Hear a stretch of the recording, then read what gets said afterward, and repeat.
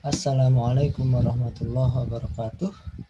Baiklah, di hadapan kita sudah ada makalah yang akan membahas tentang sejarah perkembangan hadis pada masa Rasulullah, pada masa sahabat dan tabi'in. Jadi ini sebenarnya fokusnya tidak hanya pada masa sahabat, tetapi zaman Rasulullah, zaman sahabat dan zaman tabi'in.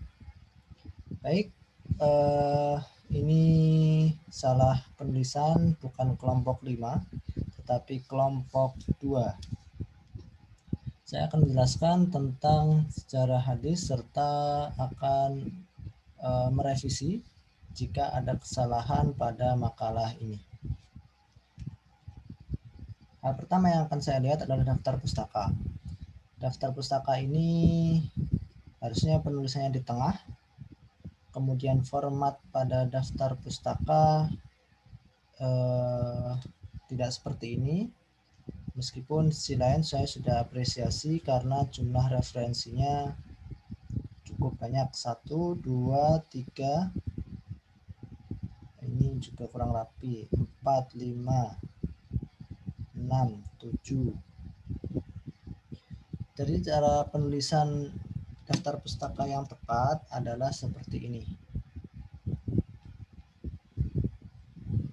Baris pertama itu sesuai dengan angka 0. Kemudian baris kedua dan seterusnya lebih menjorok. Kemudian referensi atau rujukan kedua, baris pertama sesuai dengan lurus dengan angka 0. Kemudian baris kedua, ketiga dan seterusnya agak menjorok. Jadi penulisannya daftar rujukan adalah seperti ini. Baik, kita langsung ke pembahasan. Pada kata pengantar, di sini ada penulisan yang kurang pas, yaitu Institut Agama Islam Negeri Jember. Seharusnya setiap huruf depan itu hurufnya besar, I besar, A besar, I besar, N besar, dan C juga besar. Kemudian untuk daftar isi, saya lihat daftar isi sudah spasinya sudah tepat, yaitu 1,5. Kemudian untuk penutup ini 1, seharusnya 1,5. Kemudian masuk ke pendahuluan. Pada pendahuluan penulisan tabi'in. Bagaimana cara menulis tabi'in yang benar? Tabi'in itu A-nya panjang, tabi, kemudian ain, I-nya panjang, N. Tabi'in ditulis miring. Jadi ini perlu diperbaiki untuk penulisan tabi'in yang berwarna kuning. Pembahasan di sini sudah saya tandai warna kuning. Apa masalahnya? Di sini seharusnya tidak ditulis miring. Pengertian sejarah perkembangan hadis. Kemudian pentatwin. Pentatwin itu ditulis miring tatwinnya. Tasyri juga ditulis miring sesuai dengan transliterasi, yaitu I-nya ditulis panjang. Jadi tasyri.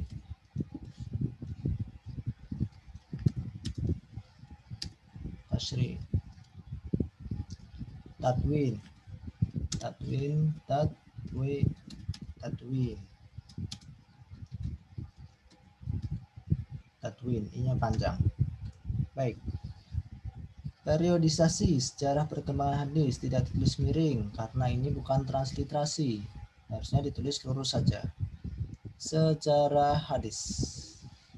Ini fontnya tidak Times New Roman tetapi menggunakan font yang lain. Padahal sebelumnya dan setelahnya menggunakan Times New Roman. Periode hadis pertama pada zaman Rasulullah, yaitu Asrul Wahyi, masa turunnya wahyu. Kemudian selanjutnya pada masa sahabat besar, yakni pada Khulafaur Rasyidin Abu Bakar, Umar, Utsman, dan Ali. Rasulullah meninggal tahun 11 Hijriah, diganti oleh Abu Bakar yang memimpin atau menjadi khalifah tahun 11 hingga 13 Hijriah. Diganti oleh Umar bin Khattab dari tahun 13 Hijriah hingga tahun 23 Hijriah. Kemudian diganti oleh Utsman bin Affan tahun 23 Hijriah hingga tahun 35 Hijriah. Dan Ali bin Abi Thalib dari tahun 35 Hijriah hingga tahun 40 Hijriah. Pada masa tersebut, Asrut Taklil, yaitu masa penyederhanaan atau periwayatan yang sedikit karena sahabat berhati-hati dalam meriwayatkan hadis. Ketiga, masa sahabat kecil dan tabi'in. Berakhirnya zaman Khulafaur Rasyidin, permulaan dinasti Umayyah, bukan Amawiyah, tapi Umayyah atau Umawi. Periode keempat, masa Daulah Umayyah, angkatan kedua sampai Daulah Abbasiyah angkatan pertama. Periode kelima, Daulah Abbasiyah, angkatan pertama sampai awal pemerintahan Daulah Abbasiyah angkatan kedua. Periode keenam, masa pemerintahan dinasti Abbasiyah angkatan kedua, dari permulaan abad 4 Hijriah sampai jatuhnya Baghdad 656. Periode 7, masa sudah Daulah Abbasiyah sampai sekarang. Baik, berkenaan dengan perkembangan hadis masa Rasulullah. Di sini ada beberapa yang harus diperbaiki. Yang berwarna kuning, berkembang, ini typo. Kemudian Muhammad, koma, setelah koma itu harus ada spasi. Ini juga setelah titik harus ada spasi. Allah hanya besar. Allah hanya besar. Kemudian tingkah laku, koma, spasi, ucapan, koma, spasi. Hadis, titik, spasi, gimana? Kemudian asru al-wahyi wa takwin. Ini asru al-wahyi, bukan wani. Asru al-wahyi itu maksudnya masa turunnya wahyu. Ini juga setelah titik spasi, setelah koma spasi. Jadi masalah tanda baca di sini masih banyak kekeliruan. Kemudian masalah footnote. Di footnote sepertinya ini menggunakan footnote manual. Dan kenapa harus nyambung-nyambung semua ini, tidak ada spasinya. Semoga saja ini tidak copy paste. Saya husnudon saja. Untuk penulisan footnote, jika ditulis dengan manual, judul buku harus ditulis dengan miring. Ulumul hadis ini ditulis miring. Jika kalian menggunakan aplikasi Zotero atau Mendeley, itu otomatis sudah miring pada judul bukunya. Ini tanda baca juga, setelah koma spasi. Ini setelah titik juga spasi. Kemudian cara sahabat memperoleh hadis.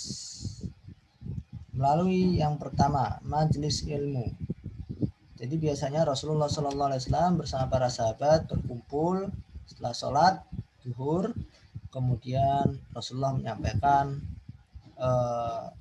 wahyu atau menyampaikan sabdanya kepada para sahabat. Di sini saya lingkari kenapa? Di sini saya lingkari pada para sahabat ini seharusnya paragraf baru, maka harus ada yang menjorok. Kemudian keseharian, ini K-nya double. Yang mana ini tidak ada spasi.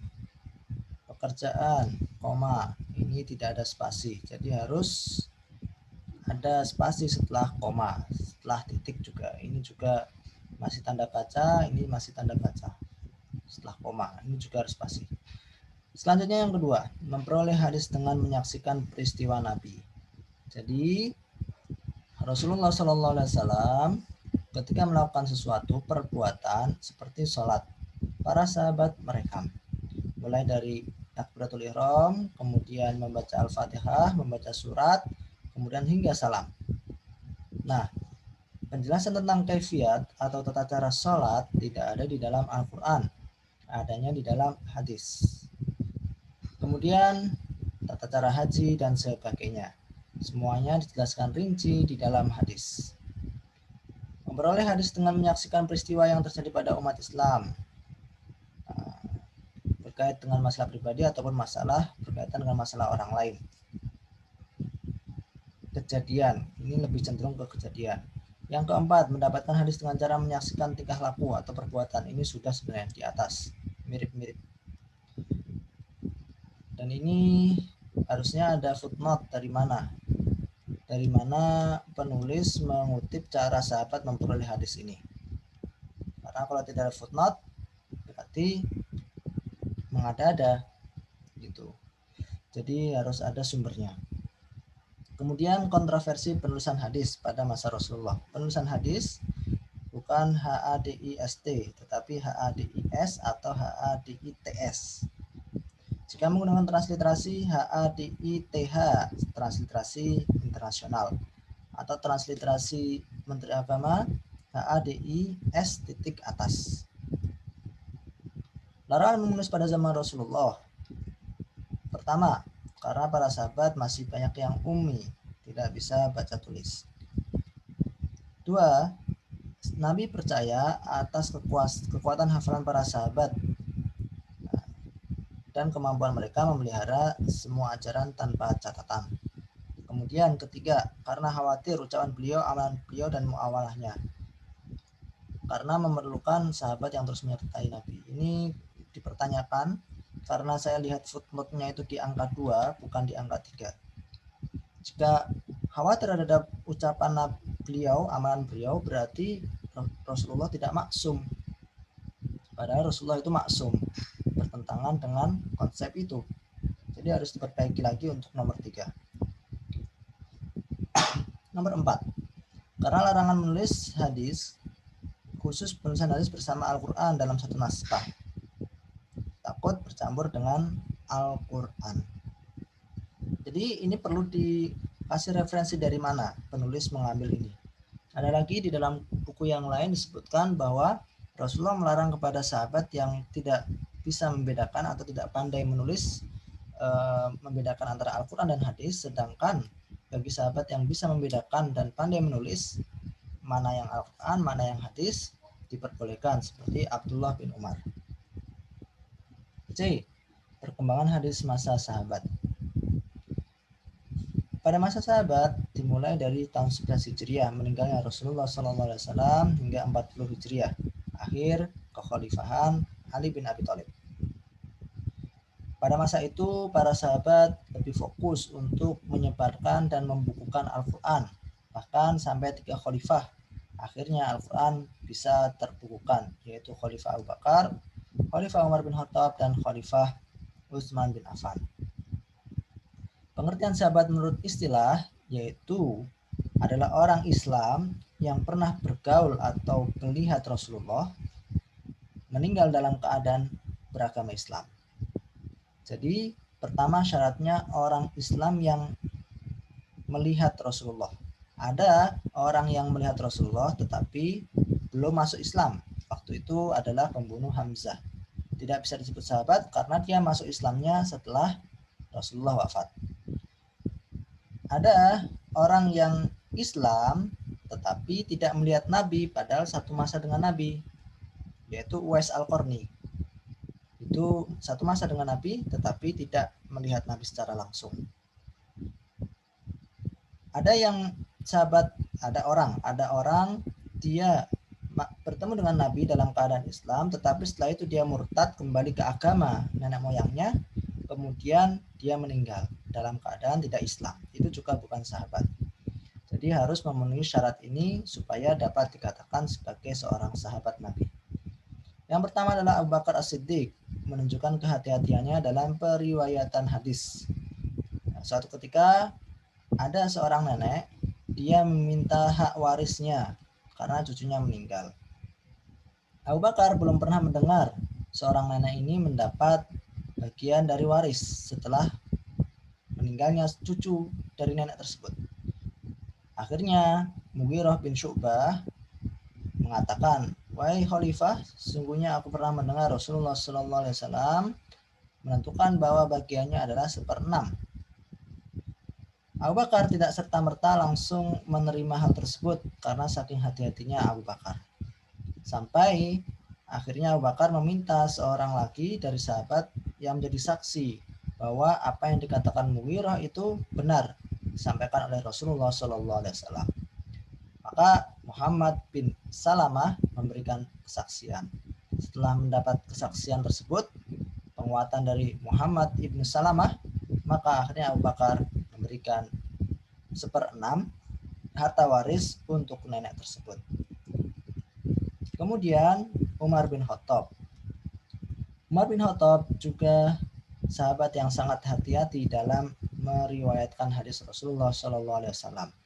Dan bahkan Umar bin Khattab menekankan kepada para sahabat yang lain untuk tidak memperbanyak periwayatan hadis. Supaya apa? Supaya konsentrasi terhadap mendalami Al-Quran tidak terpecah. Karena Islam sudah semakin luas, ditakutkan ketika seorang itu tidak fokus terhadap Al-Quran, lebih ke hadis, periwayatan hadis, sehingga banyak terjadi kekeliruan nantinya. Itu pada masa Umar bin Khattab. Pada masa Utsman bin Affan juga seperti itu, sangat hati-hati dalam meriwayatkan hadis. Bahkan dalam khutbahnya, Utsman mengatakan atau meminta kepada para sahabat untuk tidak meriwayatkan banyak hadis yang mereka tidak pernah mendengar pada zaman Abu Bakar dan Umar. Saking hati-hatinya para khulafaur rasyidin, implikasinya bahwa periwayatan beliau sedikit. Bahkan Ahmad Ibnu Hambal itu mencatat periwayatan dari Utsman bin Affan dalam musnadnya hanya sekitar 40 hadis saja. Padahal sahabat yang lain seperti Abu Hurairah riwayatnya hingga 5.000 lebih. Aisyah hingga 2.000-an. Sedangkan Utsman bin Affan hanya 40 hadis kurang lebih. Kemudian zaman Ali bin Abi Thalib. Ali bin Abi Thalib hanya bersedia menerima riwayat hadis setelah perawi tersebut mengucapkan sumpah bahwa hadis tersebut benar-benar didengar dari Rasulullah SAW. Jika tidak memenuhi syarat tersebut, maka Ali bin Abi Thalib tidak menerima hadis itu. Dari uraian di atas, ada 4 bentuk atau 4 hal penting yang dapat disimpulkan. Pertama, seluruh khalifah berhati-hati dalam periwayatan hadis. Kedua, semua melarang untuk meriwayatkan hadis dalam jumlah banyak karena supaya fokus terhadap Al-Quran. Ketiga, pengucapan sumpah yaitu pada zaman Ali bin Abi Thalib merupakan salah satu cara untuk meneliti riwayat hadis. Dan keempat, semua khalifah meriwayatkan dengan lisan bagi Abu Bakar, Umar, dan Utsman, sedangkan Ali bin Abi Thalib meriwayatkan secara lisan dan tulisan. Perkembangan hadis pada masa tabi'in. Jika saya lihat pada makalah ini, di atas itu spasinya itu sudah tepat 1,5. Tapi pada masa tabi'in ini ke bawah itu menjadi 1 spasinya. Maka perlu dirubah menjadi 1,5.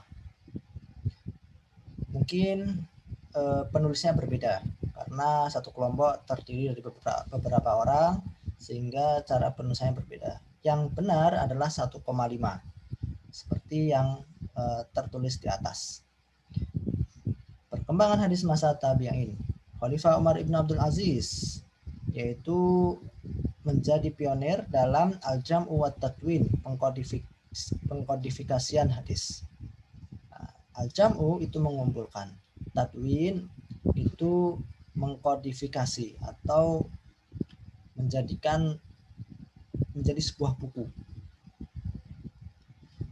Pada masa beliau, Khalifah Umar bin Abdul Aziz pada masa dinasti Umayyah yaitu tahun 99 hingga 101 Hijriah. Umar bin Abdul Aziz yang merupakan cucu dari Umar bin Khattab menginstruksikan para gubernur untuk menghimpun dan mengumpulkan hadis. Dia berkata, "Unduru hadis Rasulullah sallallahu alaihi wasallam." Lihatlah pada hadis Rasulullah sallallahu alaihi wasallam, kemudian himpunlah ia. Maka Umar ibn Abdul Aziz setelah instruksi tersebut, para gubernurnya pun segera bertindak. Di Di antaranya adalah Ar-Rabi As-Sabih. Ini para ulama-ulama, yaitu Sa'id bin Arubah, Ibnu Syihab Az-Zuhri, Abu Bakar Muhammad Ibnu Amr bin Hazm. Di antara banyak orang ini tidak diketahui secara pasti siapa yang memulainya. Tetapi yang masyhur yang memulai kodifikasi hadis adalah Ibnu Syihab Az-Zuhri. Ibnu Syihab Az-Zuhri memulai kodifikasi hadis pada awal tahun 100 Hijriah di bawah perintah Umar Ibn Abdul Aziz. Masa tabi'in, masa penyempurnaan abad 2 hingga abad 3. Ini saya yang poin penting saja, tidak saya panjang lebarkan. Pada masa ini buku yang muncul adalah Muwatta Imam Malik, Musannaf Abdul Razak, Sunnah oleh Abu Bakar Ibnu Syaibah, dan Musnad Asy-Syafi'i. Ini bukan monad tetapi musnad, tolong diperbaiki. Kemudian karakteristik buku pada zaman tersebut, ada yang disebut dengan kitab musannaf, ada yang disebut dengan kitab muwatta, ada yang disebut dengan kitab musnad. Bagaimana, apa sih karakteristik kitab-kitab hadis tersebut? Jika musannaf yang pertama dimulai atau diklasifikasikan sesuai dengan hukum fikih, dan di dalamnya ada hadis marfu, mauquf, maqtu. Secara bahasa musannaf artinya tersusun. Muwatta secara bahasa diartikan sesuatu yang dimudahkan atau dihimpun. Dalam istilah muwatta diartikan sama seperti musannaf, yaitu teknik pembukaan hadis yang didasarkan pada klasifikasi hukum fikih. Jadi kitab Muwatta pertama yang dibuat adalah Muwatta Imam Malik. Dan Muwatta Imam Malik itu hadis-hadisnya merupakan hadis-hadis yang digunakan dalam mazhab Maliki. Nah, dalam kitab Muwatta tersebut ada hadis marfu yang sampai pada Rasulullah, hadis mauquf yang sampai kepada sahabat, dan maqtu yang terputus. Kemudian ada kitab musnad. Ini karakteristiknya sedikit berbeda. Karena kitab musnad itu susunannya diurutkan berdasarkan nama sahabat. Biasanya dimulai dengan Asyrul Mubasysyirina fil Jannah. Jadi 10 orang yang dijamin masuk surga. Kemudian baru sahabat-sahabat yang lain. Kitab musnad ini pada periode ini adalah Musnad Asy-Syafi'i, Musnad Imam Syafi'i. Kemudian setelahnya nanti ada kitab Musnad Ahmad Ibnu Hambal, itu berjilid-jilid. Bahkan dalam cetakan Darul Kutub Al-Ilmiyah hingga 40 jilid lebih. Pusat pembinaan hadis ada di Madinah, kemudian Makkah, Kufah, Basrah, Syam, Mesir, Maghrib, Maroko, Andalusia yaitu Spanyol, Yaman, Khurasan. Jadi sahabat pada masa ini sudah menyebar ke berbagai daerah. Di sini ada font yang berbeda, menggunakan font lain, tidak Times New Roman. Jadi harus diperbaiki dan diselaraskan. Kemudian pergolakan politik pada zaman sahabat. Ada perang Jamal, ada perang Siffin. Muncul Khawarij, Syiah, dan pendukung Muawiyah, maksudnya ini. 3 kelompok ini, yaitu pada zaman fitnah, saling, karena hubungannya dengan politik, saling menjatuhkan antara satu dengan yang lain. Bahkan kaum Khawarij ini sampai menghalalkan darah kaum muslimin yang tidak sefaham dengan mereka. Khawarij ini berusaha untuk membunuh Muawiyah dan membunuh Ali bin Abi Thalib. Ali bin Abi Thalib berhasil dibunuh, sedangkan Muawiyah tidak berhasil dibunuh oleh orang-orang Khawarij. Maka muncullah hadis palsu pada zaman tersebut. Tujuannya apa? Untuk menguatkan golongannya. Insya Allah nanti hadis palsu akan ada pembahasan khusus di pertemuan-pertemuan yang akan datang. Penutup, kesimpulan dan saran, dan daftar pustaka. Baik, ini sudah cukup baik, hanya banyak yang perlu diperbaiki. Yang berwarna kuning tadi yang sudah saya jelaskan, yaitu transliterasi, kemudian penulisan tanda baca. Setelah tanda baca koma atau titik itu harus ada spasi. Semoga penjelasan sejarah perkembangan hadis ini bermanfaat bagi kita semua, dan untuk kelompok selanjutnya harus lebih baik lagi daripada kelompok sekarang. Akhirul kalam, assalamualaikum warahmatullahi wabarakatuh.